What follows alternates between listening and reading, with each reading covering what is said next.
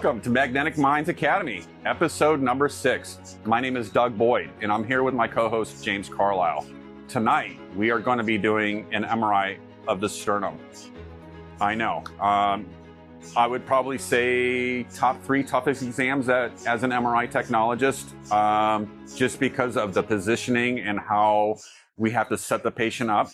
I want to first say thank you again, Zachary, for being a volunteer again. Zachary's been awesome. I think you just, I don't know if you just love to do MRIs or if it's just the magnetic field and you just, I don't know. But no, I'm just kidding. I appreciate you coming in here and, you know, taking your time of the day to volunteer for us. So you're going to see James coming in here in just a moment. We're going to talk about the positioning.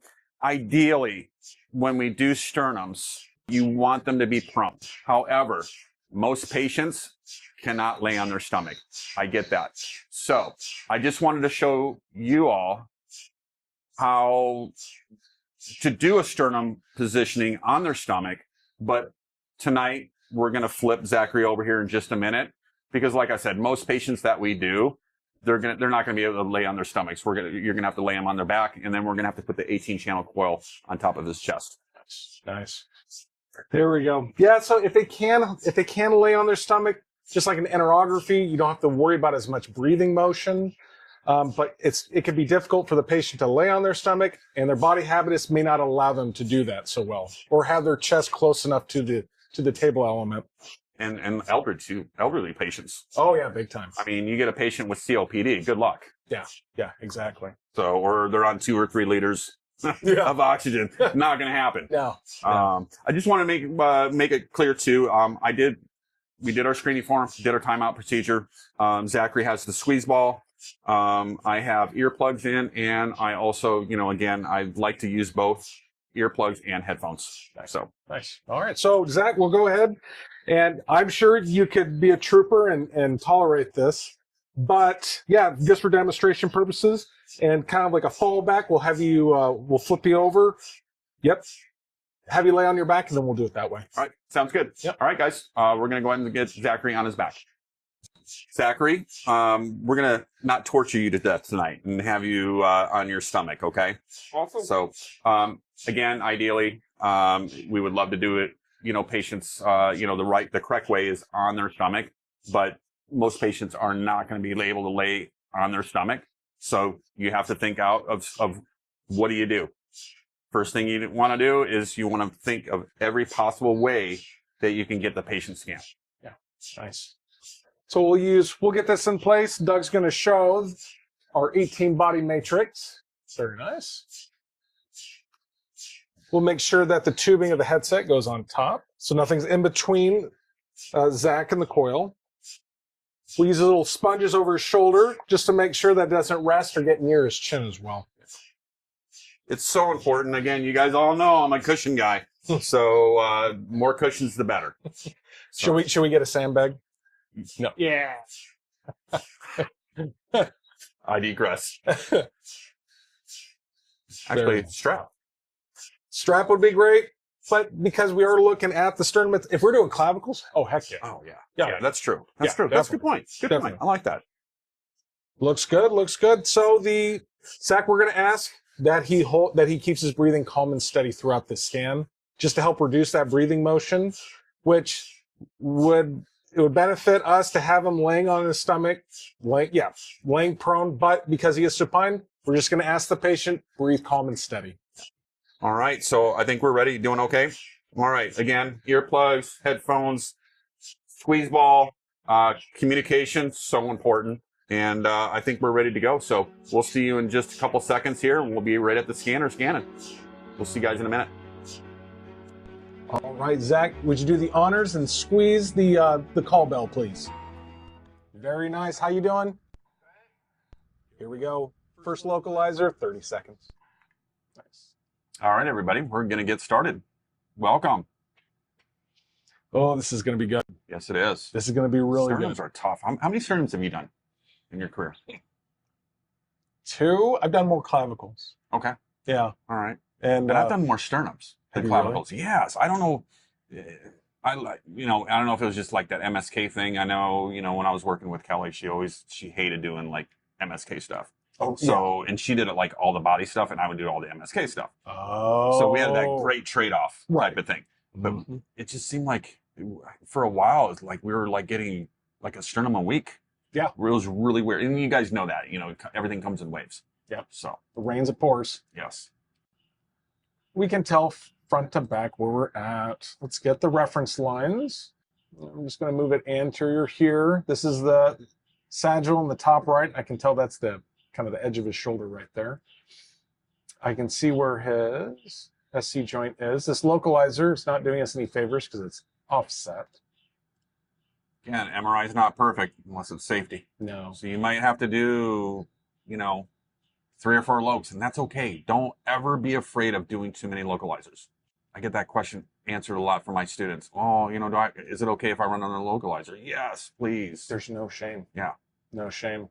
I'm going to go to auto coil select. We'll turn on the body coil for this first one. It'll be interesting to see on the next sequence if it continues to select. Yes. Which it should, but trust but verify. I like it. We'll continue this. Yeah, honestly, Doug, I'm glad you brought that up earlier. These are so much fun, and you don't get to do them often enough. No. So take advantage of it. If you see one, jump on it. Yeah, do it. Mentors always told me this in the past. If it scares you, do it. You're not going to get any better doing the easy stuff. And if that's your poison, okay, I get it. But if you want to be a high caliber where you're able to just scan anything, you just got to get in there and go. That's right. Get your butt in that seat. Hold on. Don't move. Well, even the localizer looks Look good. at that localizer. I know. So again, no shame. We'll run another one. We're going to run another one. It's DJ Cal would say, and another one. And another one. And another one. Another one. Another one. Another one. That's fine. It's right. It's absolutely fine. So the nice thing is that I still got the record for localizers, by the way. do you really? I do. I think we talked about that in one other episode. Is it 9+? Oh no. Okay. Oh no, we're talking. Oh. Well, especially for the thumb when we were doing that. Yes. Yeah. It was my first wrist that I did with the arm down to the side, and I was teaching one night in a lab, and I think we did. And again, verify this on one. I think it was our second episode. Yeah. I think it was 27. That's fine. And yeah. And I bet that localizer looked really good. It did. Yeah. By the time we were done. But hey. we're doing this to save time, so we're not getting a T1 in all planes, but we are getting a fat-setted sequence. So we'll run one sagittal, 2 coronals, and an axial. And just in case, we have some blades on hand if needed, but again, we did instruct Zach to keep his breathing nice and shallow. Right. Communication to that patient is so important. I remember, working with the body docs. They always told us it's so important. Just go in and coach your patient for like 10 seconds and explain what they need to do. A lot of these patients are so scared when they get in, having this exam, because most of the, be honest, most of the time our patients that come to us have a pretty bad diagnosis. Yeah.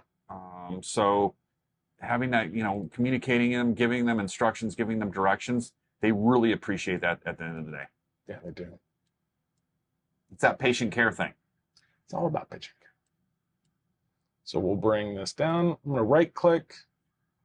I'm going to shift image plane, shift image center. This stirs a very large field of view. A little trick I like to do, it's a cardiac trick that is used all the time, is copy image position. When you do that, make sure that you correct the phase direction to what it was before. Good point. It'll often swap. Good point, yes. So we'll go back head to foot, which we need to with his breathing motion and the motion of his heart. Zach, you doing okay? All right, hang tight, get the next one set up. Good call. This field of view is obscenely large. So we're going to make the adjustment watching the SNR. We're going to decrease our field of view by about 40-ish%. So we're going to have to bring down our resolution significantly. Yes. You see here our SNR is at 0.5, 50%. Actually, I don't really want to go down much further, we'll incorporate other things to ensure that we have signal. Yes. And There's this a is stir too, so you're already behind the 8 ball. correct. Exactly. So real quick, James, and there's going to be a lot of questions on this. When we're doing sternums, do we use both the anterior phased array coil and the spine coil, or do we just use the anterior coil only, and why? No, that's a great question. I remember, Doug, working with you before, that if we can get all the signal we need just from that anterior coil being in place. Now, if you need to utilize IPAT as much as possible, then you want to incorporate as many coils in their configuration to make that work. I like that. Yeah, we'll demonstrate both. Because there are, I get this question a lot when we do other things, not just sternums. You know, when do I use IPAT and when do I not use IPAT? So, and you can see here, IPAT is off. If we were to go to IPAT here, we could incorporate it, but that would ask that we're going to utilize the table coil in conjunction with it. So we're going to leave that off for now. We will demonstrate on a coronal utilizing the coil elements of the table incorporated with that anterior coil. like it. Yeah. Like it. So we'll come back to that. So I'll go ahead and shut that off. I went from 1 to 2 averages. We're back up to 0.7. Okay. 100% oversampling for signal-wise. It's a 3T. And it's a 3T. Like it. Okay. No, I think we're good. We'll thin that up a little bit. Let me add, do you like 3.5, 4? Or 4. Okay, I like that. It's going to be 10. Again, it's going to vary at place to place, especially on the MSK side of it, on the radiologist that you're working with. Some like thin, grainy, just detail only, and some like that, you know, like I said on the left, they like that pretty picture. To me, I think when you pretty up things too much, it looks cartoony. I think is the word of the day on that. I am entirely with you there, Doug. I would rather have slightly grainy diagnostic imaging than pretty glassy. Yeah. Yeah, it's just, no. That's for books. That is, exactly. That's not realistic. It's not. Sat band here over the heart, just to help reduce a little bit of breathing motion. Here we go. We're going to let it rip, guys.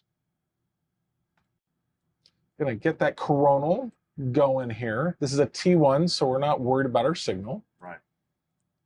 Looking at the coronal here, we go ahead and copy image position. You'll note here that the phase encoding direction was already right to left.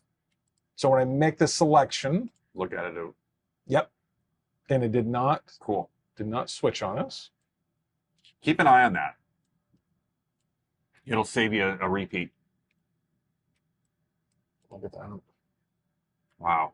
Yeah, so you can see the costal cartilage there connecting. I'm excited to see a xiphoid process. I can't wait until this. Yeah. So we got that right about there. We'll start dressing up. Minute 13. This is. And that's the other thing too. I want to bring this up. Sometimes one sequence might be longer, but then like here's a great example. The T1, yeah, that stir was a little long. I tend to agree. However, we're cutting a lot of time off this T1. So it all balances out. You got to have that balancing act when you start getting more comfortable, when you're starting to play with parameters. And stay tuned, because our next few episodes that are coming up, we're gonna be going over trade-offs. So I'm super excited. Yeah. But just remember that, you might have a sequence that might be long, but then you can always make up the time. All right, so we have this coronal T1.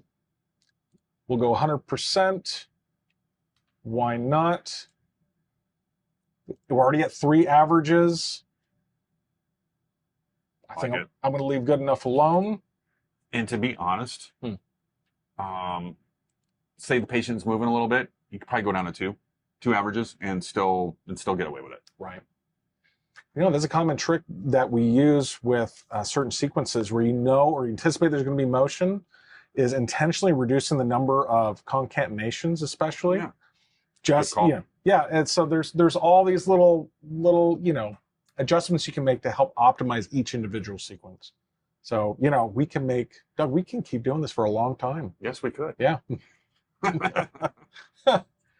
So we got 2.5 minutes on that. Copy reference between the coronals already there. I'll go ahead and set this up. Like I said, these are tough. I'm very fortunate that I got to scan quite a few of these. So I liked it. I just think maybe the reason why I did so many is because no one wanted to do them. No. Doug, it's like that Mikey commercial. Yeah. Get Doug, he'll do it. He'll do anything. Just like throw me in there. No, but you know, it's fun to be the tech that you always want to jump in at the opportunity. Absolutely. Yeah, because you'll get to a point to where you won't have a choice but not to jump in, and then you're gonna be in a situation you don't want to be in. Right. Yeah. Especially now today. I mean, a lot of techs are, scanning by themselves. They don't have anybody. They don't have the what do you call it? Like that one show, the TV show, you get the 3 lifelines. Oh no, yeah, exactly. Yeah, you get no lifelines anymore. No. Nope. You'll be lucky if there is somebody you can call. Right. I'm gonna push this to 200, Doug. Okay. I like that. We're gonna, especially for the axial. Yeah. Yeah, we're gonna lose signal. We will put a sat band on the backside. I'm still gonna center right there, close to our sternum. Let's get some signal. So if you're, again, another question that's asked, if you start getting motion one way, you would just flip the phase or the frequency. Correct. Yep, and that works nicely. Especially if you're getting a pulse artifact that's going through your area of interest. Right. Yep. Just go ahead and swap that phase direction. The ideal is you don't want it to go through the pathology or the anatomy that the doctor's looking at, but if it goes another way where you think it's not proper, always get the radiologist involved. Ask them. Ask them. So sometimes I would just do it both ways if I didn't have a choice, or if I didn't have, the opportunity of calling the radiologist, I would just do it both ways. Yep. Just to play it safe. Yep. And keep in mind, guys, we didn't build, at this site, we're working on the fly. Yeah. What sequences Great we have, point. Great point. We're just optimizing this as we go. So it's, oh. No way. Oh, yes. Oh, yes. Oh. Ooh. Something there? Is that right? No. Is that a vessel? Right? Yeah. Huh. We may add some slices to our coronal to better see that. Yeah. But you can see the sternal notch right there. God, those look good. Yeah, that looks really good. I'll get rid of the reference lines. Zach, still doing okay? That was probably our lengthiest scan right there. It's gonna be quick and downhill from here. Okay. Here we go. So again, just to recap, we're using the body array only. Correct. No spine coil. Yeah, the time on that was a little long. I get it. However, look at the quality of that image. That looks good. I'm gonna kind of overall match the body of the sternum. Coil elements are off. Let's get some additional. Yeah, get that area. What? I don't know what. Yeah, I didn't get I didn't get the sat band that close either. Huh. I know. Interesting. Huh. Also, just to let you guys know too, I think we got things scheduled all the way through 2026. We got some really cool stuff coming out. I have a lot of volunteers that are going to come in with pathology that we're going to go over. So I'm super excited about that. So stay tuned. We're going to make sure that it's going to allow us to use IPAT without the posterior element. Really? It's going to allow us. It being a T1. Okay. Give it a go. Yeah, absolutely. We'll give it a go. I'm good with that. We're already at 3 averages. T1 being on a 3 Tesla. This is going to look phenomenal. 894 is fine. Yeah, it's going to look just unbelievable. Here we go. Trust but verify. Yep. Little pop-up was asking us, because we increased the number of slices, if it was okay with our TR being increased, which it is.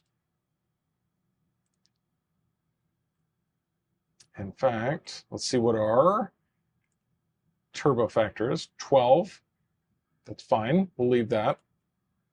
We're already set to low SAR, which is very convenient. Right. Yeah, a lot of sequences now that I see, when the facilities are building these and they're really trying to show on paper how fast they are, they run everything on fast on the RF pulse. And I kind of wish that everyone would kind of default to a low SAR on a 3T. I absolutely agree. Yeah, do you? Yeah. I just more than anything, everything's going to be okay. But it's just that risk goes. I mean, you have that chance of burning somebody. Is it going to happen? Probably not. But why add that risk factor? Yeah. Well, and also, and if you're constantly SARing out, and you're killing 30 seconds to a minute between scans just messing with that, it's like, no, it defeated the purpose entirely. The worst thing you want to do is you don't want to scan, or you want to scan a patient, have them come out, and you don't want them to come out soaking wet.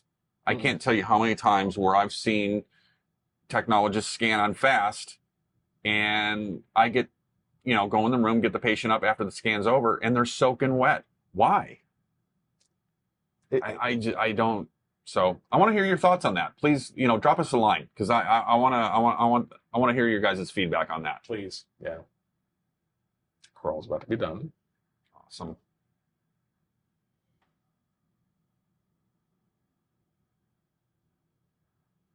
Oh, OMG. Very nice. There we go. Wow. Yep, we have the first rib there. Sternum notch. We have the body. That's stupid. I'm sorry. Oh, it looks good. That's pretty awesome. It looks good. And like James was saying, this is not a normal site that we just come in. I mean, it's completely foreign. Yeah, no, it can help to build off of the clavicle protocol. Sure. But yeah. Zach, you doing okay? Very nice. We have three more, okay? So what I'd like to do is, we already have this one ready to go. Right. 22, just for principle, just a little bit. TE, you think we should bring that up a little bit? 50 on the mark. I like that. That's great. There we go. IPAT is off. We're going to leave it off. Okay. And we see that we're not incorporating the table element. What we'll do is we'll run this. We're going to change nothing else. Run it again. We're going to run it again with the posterior table elements on and IPAT on. Oh, I can't wait to see the difference. And we'll see if there is any, just for demonstration purposes. Curious, what do you think is going to happen? Do you think there's going to be a change to it? I wonder if there is, because the table really is, it's a little far to actually contribute real signal. Yes. So the question will be, is it benefiting from the acceleration? Correct. Or is the table stealing signal? I'm curious. I really am. Let's see. You're going to have conversations going back and forth. Please leave some comments on this. We can't help the community. We can't help the industry. We want you guys to be involved in this. We can't make things better unless we all get involved. Mm-hmm. Share your thoughts. Grappa, 2. All right. Down to 1:30. I already know what Doug's thinking. We'll increase 1 average. And then we turn the camera. Yes. Interesting.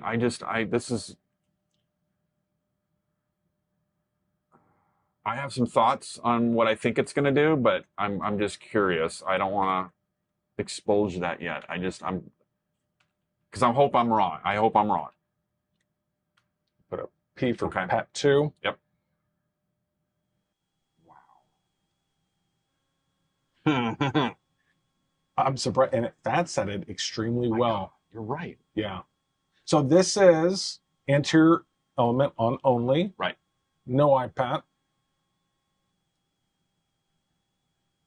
the resolution isn't super high on this, but I mean, but for what we're looking for, if we're looking for any cyst, tumor, anything to do, that's happening with our joints, Right. anything like that. If there's a fracture, this is going to display quite nicely.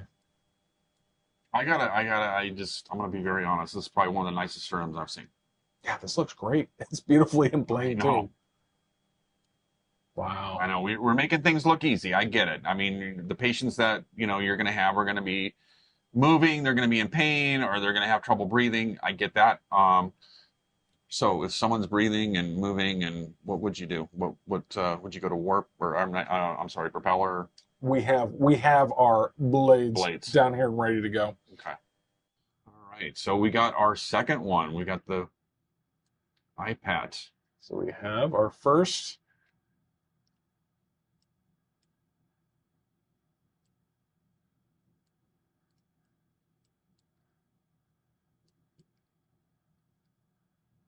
That's window level the same. I don't know if that's a discernible. I'll get this next one running. Yes. Here we go. Go to the top of the SC joint. I was cutting a little close there earlier. Move this down.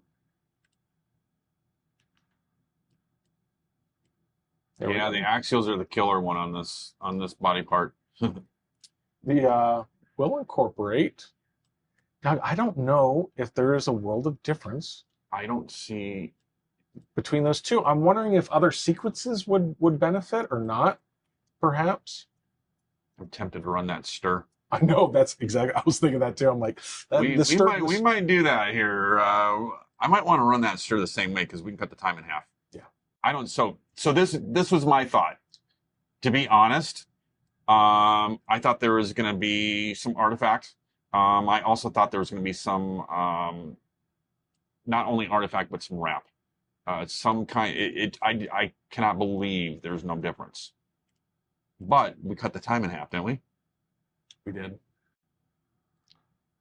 We're going to go ahead and run this as is. Okay. So while this is running, let's go ahead and get a stir prepped. Yes. Okay. You have to be careful to not introduce coils where you don't need the signal. And that happens all the time. When you're doing cervical spines, if you turn on two main elements, you're going to introduce artifacts coming up, especially into the cord. And I thought that's what we were going to see, honestly. Yeah. No. And that's why I didn't want to say anything. I wanted the scan to come out. This is why we do this. This is how we all learn. This is how we get better. For it. And you can tell he's probably breathing a little heavy. Or he's snoring. He's snoring pretty good. Hopefully, no sleep apnea.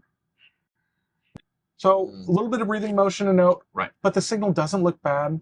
No. And as we get down here in the body of the sternum, the definition looks good. You see that costocartilage and the joints right there. Little xiphoid here at the end. So scrolling through, we can see the reference line on the sagittal. God, those turned out gorgeous. Yeah, that turned out really, really nice. All right, guys. Well, hey, thank you again. Again, another great episode. Thank you, Doug. So, no, thank you. Couple things. ARMRET 2025, September 23rd and 24th. If you have not signed up for the conference this year, please do. There's phenomenal speakers this year. And there's a lot of things that are coming out that we're going to be talking about here in the next couple weeks. I don't want to spoil it, but I'm on the edge of my seat. But anyway, keep watching our episodes, guys. Please subscribe. It doesn't cost you anything. Also, when you hit the notifications, it lets you know when our next episode is coming. Also want to say thank you to ARMRET for supporting us and getting behind us on this wonderful project that we're doing. So, yep. Special thanks to Radiology Today and CourseMed. And again, we will see you guys very soon. Please stay tuned. Again, I can't tell you guys, we got some awesome stuff coming. Yes, we do. All right, James, take it away. There we go. Guys, leave a comment, please. Any questions, we'll be happy to follow up on it. No, we love doing this, guys. Keep us busy. Cheers, guys. Have a great day.